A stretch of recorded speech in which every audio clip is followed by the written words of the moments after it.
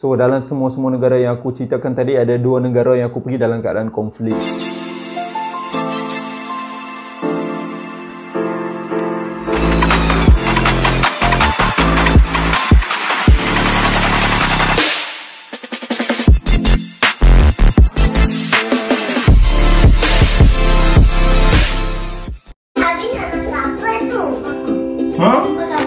Habis makan kondot.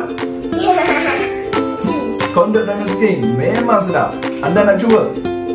Boleh buat tempahan di link di description.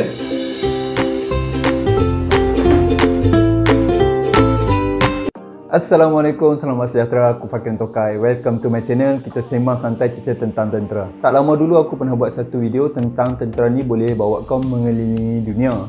Jadi dalam video hari ni aku nak ceritakan ke mana tentera ni dah bawa aku berjalan. Sebelum tu aku nak terangkan, aku tak adalah rezeki sampai tahap pergi pusing satu dunia, pergi Eropah dan sebagainya. Ada orang memang berpeluang travel ke luar negara, duduk lama di luar negara bila dia sertai tim projek perolehan aset dan sebagainya. Ataupun ada orang memang dia pergi kursus yang mengambil masa bertahun dekat luar negara. Ada yang pergi UK, US, Perancis, Spain, Rusia, India, Pakistan, mengatalah ramai orang pergi. Tapi untuk aku, rezeki aku dalam negara ASEAN je. Aku tak ada lah rezeki macam yang aku cerita tadi tu, pergi negara-negara Eropah, Amerika dan sebagainya. Australia aku tak merasa pergilah waktu aku dalam perkhidmatan. Aku nak terangkan kat sini, tempat-tempat yang aku pergi ni atas dasar perkhidmatan dalam tentera. Bukannya aku simpan duit pergi melancong kan, itu tak kira lah. Ini lebih kepada perkhidmatan dalam tentera ni yang membawa aku ke tempat-tempat ni.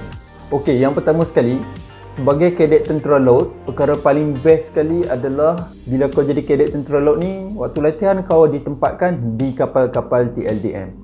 Masa kau ditempatkan di kapal-kapal TLDM ni, kebetulan kapal tu terlibat dalam pelayaran operasi ke, lawatan ke dan sebagainya ke luar negara, kau adalah sebahagian daripada kru kapal. Kau berpeluang untuk join sekali kapal untuk pergi berlayar dan singgah di tempat-tempat tersebut lah. Walaupun kau kadet ataupun pelatih, bukan bermakna bila kapal kena pergi overseas, kau kena tinggal kapal pergi dengan kru-kru tak. Melainkan pelayaran tu terlalu lama menyebabkan progres latihan kau seterusnya terganggu. Contohnya nak berlayar sebulan 2 bulan, kau lagi 2 minggu dah nak masuk balik pusat latihan kan. Macam tu kau kena tinggal lah, rugilah. Tapi kalau pelayaran tu berlangsung sewaktu memang sesi latihan kau beberapa bulan kat kapal tu, kau ikutlah. Itulah untungnya jadi pegawai kadet ataupun pelatih dalam TLDM ni. Masa aku kadet, aku pernah pergi ke 2 tempat lah, Phuket di Thailand dan Makati di Filipina. Di Phuket ni pergi lawatan operasi. Nak cerita banyak pasal Phuket pun aku rasa ramai tahu pasal Phuket ni kan. Phuket ni kapal tak boleh masuk, kapal boleh bersauh je. Maknanya kapal pergi dekat dia punya teluk tu, kapal bersauh. Nak pergi ke Phuket, akan ada boat ferry yang akan ambil. Jadi dia tak boleh lah macam masuk JT kau keluar masuk melancong kan, tak boleh. So dekat Phuket, kapal berhenti, lepaskan sauh, nanti kita buat arrangement lah, ferry datang ambil semua. Jadi bolehlah jalan-jalan Phuket masa aku kadet dulu. Kali pertama aku pergi Phuket ni sebelum berlaku tsunami besar dulu. Selepas tsunami tu pun aku ada pergi lagi 2 kali, tak salah aku dengan kapal yang berbeza. So far aku tengok sebelum tsunami dengan selepas tsunami tak banyak perbezaan, makin maju, makin berkembang adalah. Korang maklum lah kan Phuket punya keadaan. Kemudian tadi aku dah cakap aku berpeluang pergi ke Makati di Filipina. Jadi apa yang berlaku waktu tu, aku kadet juga, aku duduk dekat kapal ni. Kapal yang aku naik ni terpilih untuk escort satu lagi kapal latihan, KD Hang Tuah. KD Hang Tuah waktu tu dia buat Asian Trip. Asian Trip ni membawa pelatih, kadet dan pegawai dalam latihan, termasuk juga daripada beberapa negara yang dijemput mengelilingi Asian. Jadi dia pergi meratalah Thailand, Singapura, Indonesia, Filipina. Masa dia nak pergi ke Filipina tu, kapal yang aku buat latihan masa tu, KD Mareh. KD Mareh ni pun dah dikom dah tak ada dah. Dipilih untuk escort KD Hang Tuah ni ke Filipina. Jadi aku tak ikut lah KD Hang Tuah, aku duduk atas KD Mareh. Kami pun berlayar lah dengan KD Hang Tuah ni ke Filipina. Jadi itulah berpeluang aku ke Filipina di Makati ni. Yang aku perhatikan, Filipina ni ada banyak jugalah persamaan dengan Thailand lah, daripada segi kesesakan, penggunaan kenderaan yang macam tuk-tuk tu. Aku tengok ramai kru kapal beli pinggan mangkuk masa dekat Filipina ni jenama Naritake. Mungkin brand tu mahal kat Malaysia, kat sana lagi murah. Seterusnya aku berpeluang berlayar ke Timor Leste. Ke Timor Leste ni masa aku duduk di Mahawangsa, kapal ditugaskan menghantar kondo dan anggota tentera darat ke Timor Leste.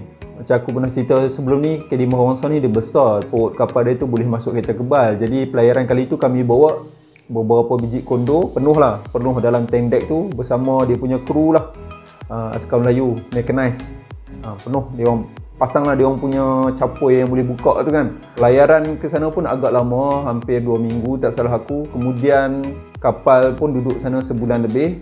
Kepada yang tak tahu pasal Timor Leste ni dulu sebahagian daripada Indonesia. Jadi dia dah tuntut kemerdekaan. Pada masa dia dalam Indonesia dulu, kita kenali sebagai Timor Timur.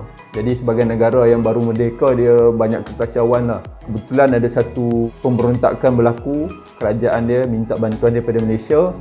Jadi Malaysia pun hantar bantuan ketenteraan lah, bukan under PBB. Ini lebih bantuan orang panggil G2G, government to government.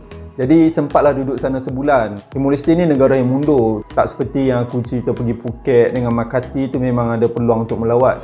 Dekat Timor Leste ni tak berpeluang untuk melawat. Memang ada pergi pusing, tengok itu, tengok ini, tapi dia bukan negara yang sesuai untuk kau melawat lah. Keadaan pun agak tegang waktu tu dan dia bukanlah negara yang maju. Seterusnya pergi ke Indonesia. Pergi ke Indonesia ni pun ada beberapa kali lah pengalaman aku pergi atas dasar lawatan operasi dan sebagainya kan. Indonesia pun memang dekat seberang Malaysia saja. Kita pun selalu dengar orang balik Indonesia naik boat saja kan. Begitu dekatnya Malaysia dan Indonesia ni. Jadi memang aku ada peluang lah untuk pergi Indonesia waktu lawatan operasi. Kadang-kadang bila kita buat exercise bersama, masuk Indonesia. Dan biasalah kalau masuk ke negara lain ni, biasanya orang akan borong barang-barang yang murah dekat sana. Barang-barang yang dekat Malaysia mahal, pakaian, batik, ada macam-macam lah. Aku tengok kalau yang kapal besar tu sampai kadang-kadang orang beli perabot jati bawa balik. Seterusnya aku pun pernah pergi ke Brunei. Pada waktu tu tak salah aku ada hari keputeraan Sultan Brunei, jadi ada buat fleet review. Fleet review ni biasanya dia akan susun kapal memanjang. Tuanku akan naik satu kapal lain, dia macam periksa perbarisan lah macam tu. Jadi kapal-kapal yang dijemput daripada negara-negara luar seluruh dunia jugalah, boleh katakan Australia, Amerika pun ada, India. Memang menarik lah. Kemudian kami join perbarisan dekat tengah bandar Seri Begawan tu, ada satu tempat lah untuk buat perbarisan. Jadi hari tu macam hari kemerdekaan lah. Kontijen-kontijen tentera laut yang hadir tu termasuk kru daripada kapal aku tu pun ada masuk perbarisan. Satu lagi negara ASEAN yang aku pergi adalah Singapura. Singapura ni aku pernah pergi waktu aku jadi ADC. Aku ikut Panglima pergi meeting lah kat sana. Tapi yang trip tu aku tak naik kapal lah, aku naik flight. Dengan kapal pun pernah masuk. Bila exercise Malapura, Malaysia, Singapura. Bila turn Singapura jadi tuan rumah, kita masuk ke Singapura. Sempatlah jalan-jalan, pergi melayan, pergi Geylang, nak makan makanan Malaysia kan, nak tengok macam mana kehidupan orang Melayu kat sana. Dan yang terakhir sekali aku pergi Lubnan lah, sebagai tentera pengaman di bawah panji-panji PBB. Itu yang paling jauh aku pernah pergi. Lubnan ni juga merupakan tempat paling lama aku duduk di luar negara, iaitu 14 bulan. Tapi tak pandai cakap Arab pun duduk sana 14 bulan. So dalam semua negara yang aku ceritakan tadi, ada 2 negara yang aku pergi dalam keadaan konflik, iaitu Timor Leste dan Lubnan. Lubnan ni lebih mencabar lah. Aku pernah tengok helikopter Israel tembak roket pun pernah. Jadi kalau korang anggap pergi overseas untuk jalan-jalan tu, Lubnan ni bukan tempat dia lah. Tapi ada juga tempat yang boleh berjalan di Lubnan ni. Nanti aku ceritakan dalam video yang lain lah. So apa-apa pun, balik kepada topik yang aku ceritakan hari ni. Tentera memang akan bawa kau berjalan ke banyak tempat dalam dunia ni. Kalau ada rezeki banyak, kau pergi tempat-tempat menarik, ke negara-negara yang sejuk, Eropah dan sebagainya. Kalau rezeki kau kurang tapi masih ada, kau jadi macam akulah, sempatlah berjalan negara-negara ASEAN, dapatlah 2-3 negara yang jauh sikit kan. Tapi aku tak pastilah, ada orang yang tak pernah dapat peluang untuk keluar negara langsung. Salah satu cara untuk berpeluang keluar negara ni, kalau dalam Navy, kena duduk kapal lah. Bila kapal berlayar, insyaAllah kau akan dapat peluang untuk melawat negara orang. Kepada yang dah bersara ataupun masih dalam perkhidmatan, mungkin korang boleh komen negara mana yang tentera pernah bawa korang. Cuba korang cerita kat komen.